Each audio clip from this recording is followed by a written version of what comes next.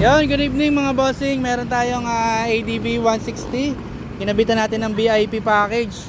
Okay, explain ko lang yung VIP package mga bossing. Sa pag sinabing VIP package sa ADB, PCX and Maxerox, gagamit tayo ng OEM switch.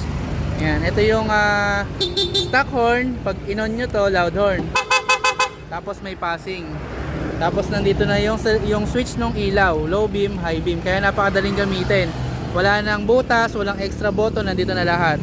Okay? Bigyan ko rin kayo ng information. Yung owner nito ay pangatlo na dito sa atin.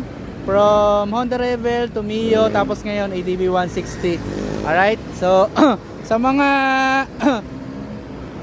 hindi bumibitaw sa amin, ay thank you so much mga bossing. Maraming salamat sa patuloy na pagtitiwala at suporta.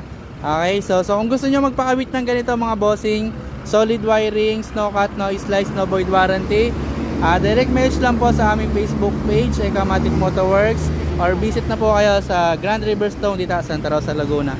Tapos yung ginamit nating ilaw dito mga bossing ay Zenlo X1, nasa ilalim. Buhayin natin.